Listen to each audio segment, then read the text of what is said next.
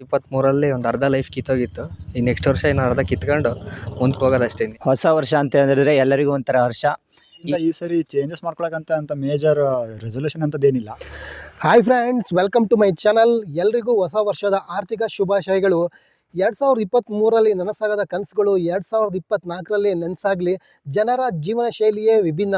ಎಲ್ಲರೂ ನೋಡಿ ಹೊಸ ವರ್ಷಕ್ಕೆ ರೆಸೊಲ್ಯೂಷನ್ ಮಾಡಿರ್ತಾರೆ. ಕೆಲವರು ಕಾಫಿ, ಟೀ, ಸಿಗರೇಟ್, ಬೀರ್ ಕುಡಿಯೋದನ್ನು ನಿಲ್ಲಿಸ್ಬೇಕಂತ ರೆಸೊಲ್ಯೂಷನ್ ಮಾಡಿರ್ತಾರೆ.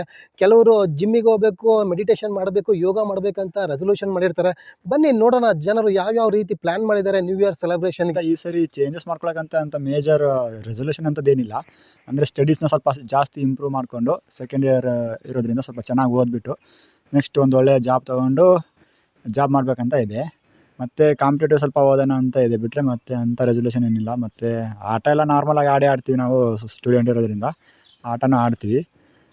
ಹಾಗೆಯೇ ಒಂದು ಒಳ್ಳೆ ಕೆಲಸ ತೊಗೊಂಡು ಮತ್ತು ಸ್ವಲ್ಪ ರೆಸ್ಪಾನ್ಸಿಬಿಲಿಟಿನ ಚೆನ್ನಾಗಿ ನಿಭಾಯಿಸೋಣ ಅನ್ನೋದು ಒಂದು ಪ್ಲ್ಯಾನ್ ಇದೆ. ಎಲ್ಲ ಮಾಡಬೇಕಿತ್ತು, ಬಟ್ ಎಲ್ಲ ಫ್ರೆಂಡ್ಸ್ ಊರಿಗೆ ಹೋಗ್ತಿದ್ದಾರೆ. ಹಂಗಾಗಿ ಸ್ವಲ್ಪ ಡೌಟೇ ಇದೆ ಇವತ್ತು ಮಾಡೋದು. ಹಂಗಾಗಿ ರೂಮ್ಮೇಟ್ಸ್ ಎಲ್ಲ ಇರಲ್ವಾ, ಖಾಲಿ ಊರಿಗೆಲ್ಲ ಹೋಗ್ತಿದ್ದಾರೆ. ಹಂಗಾಗಿ ಸ್ವಲ್ಪ ಡೌಟ್ ಇದೆ ಇವತ್ತು. ಹೊಸ ವರ್ಷ ಅಂತ ಹೇಳಿದ್ರೆ ಎಲ್ಲರಿಗೂ ಒಂಥರ ಹರ್ಷ.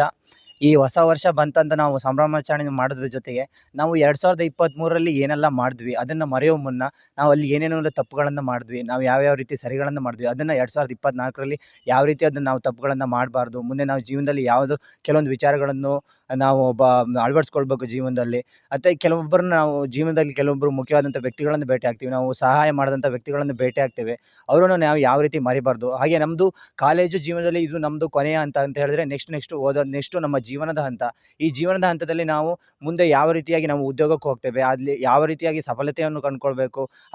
ಹಾಗೆ ಹೇಳ್ಬೇಕಂತಂದರೆ ಈ ಹೊಸ ವರ್ಷ ಅಂತ ಹೇಳಿದ್ರೆ ಹೊಸ ವರ್ಷದ ಸಂಭ್ರಮಾಚರಣೆ ಜೊತೆಗೆ ಕೆಲವು ಹೊಸ ವರ್ಷ ಸಂಭ್ರಮಾಚರಣೆ ಅಂದರೆ ನೈಟ್ ಪಾರ್ಟಿ ಅಂತ ಹೇಳಿಲ್ಲ, ಏನಂದರೆ ಸಿಂಪಲ್ ನಮ್ಮದು ಹೊಸ ವರ್ಷ ಆಚರಣೆ ಅಂತಂದರೆ ಯುಗಾದಿ ನಮ್ಮದು ದೀಪ ಬೆಳಗೋದ್ರ ಮೂಲಕ ಒಂದು ಯುಗಾದಿಯನ್ನು ಸಂಭ್ರಮಿಸ್ತೇವೆ.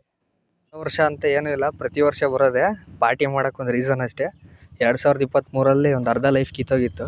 ಈ ನೆಕ್ಸ್ಟ್ ವರ್ಷ ಇನ್ನು ಅರ್ಧ ಕಿತ್ಕೊಂಡು ಮುಂದಕ್ಕೆ ಹೋಗೋದಷ್ಟೇ. ಇನ್ನೇನೂ ಇಲ್ಲ. ನಮ್ಮ ಫ್ರೆಂಡ್ಸ್ ಮಾತಾಡ್ತಾರೆ ಮುಂದಕ್ಕೆ 2023 ನಮಗೆ ಹೊಸ ವರ್ಷ ಅಂದರೆ ನಮ್ಮ ಯುಗಾದಿ. ಯಾಕೆ ಅಂದರೆ ಮರಗಳಿಂದ ಇದ್ದು ಎಲ್ಲದೂ ಚಿಗುರುತ್ತೆ. ಆದ್ದರಿಂದ ನಾವು ಹಿಂದೂಗಳಾಗಿ ಯುಗಾದಿನ ಅತಿ ಹೆಚ್ಚಾಗಿ ಸಂಭ್ರಮಿಸೋಣ. ಈ ಕೇಕ್ ಕಟ್ ಮಾಡ್ಬೇಕಾದ್ರೆ ಪ್ಲಾಸ್ಟಿಕ್ ಬಸ್ಟ್ ಮಾಡಿ ಪರಿಸರ ಹಾನಿ ಮಾಡೋದನ್ನ ತಪ್ಪಿಸೋಣ. ಎಲ್ಲರೂ ಯುಗಾದಿನ ಆಚರಿಸಿ ಅಂತ ಹೇಳ್ತಾ ಏನೋ ಒಂದು ಶುಭ ಕೋರಬೇಕು ಅಂತ ಹೇಳ್ಬಿಟ್ಟು ಎಲ್ಲರಿಗೂ ಹೊಸ ವರ್ಷದ ಶುಭಾಶಯಗಳು. 23 ಇನ್ನೇನು ಮುಗ್ದಿದೆ.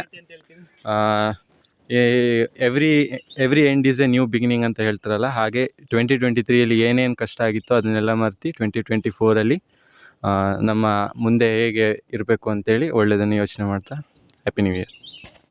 ನೋಡಿ, ಬೇಕ್ರೆಲ್ಲ ರೆಡಿ ಆಗಿದೆ. ನ್ಯೂ ಇಯರ್ ಸೆಲೆಬ್ರೇಷನ್ಗೆ ಕೇಕ್ ಎಲ್ಲ ರೆಡಿ ಮಾಡಿದ್ದಾರೆ.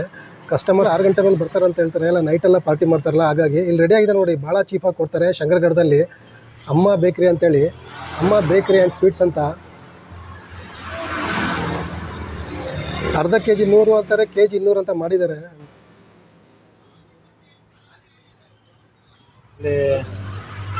ಪ್ರೈಸಸ್ ಸುಧಾ ಕಡಿಮೆ ಇದೆ.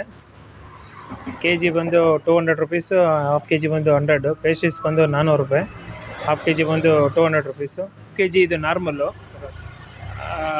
ಬಂದು 100 ರುಪೀಸ್ ಆಗುತ್ತೆ. ಇದು 1 kg. ಚಾಕ್ಲೇಟ್ಸು ಮತ್ತು ಸ್ಟ್ರಾಬೆರಿ, ವೆನಿಲಾ, ಯಾವ ಫ್ಲೇವರ್ ಬೇಕೆಲ್ಲ ಸಿಗುತ್ತೆ. ಅದು 1 kg ಬಂದು 200 ರುಪೀಸ್ ಆಗುತ್ತೆ.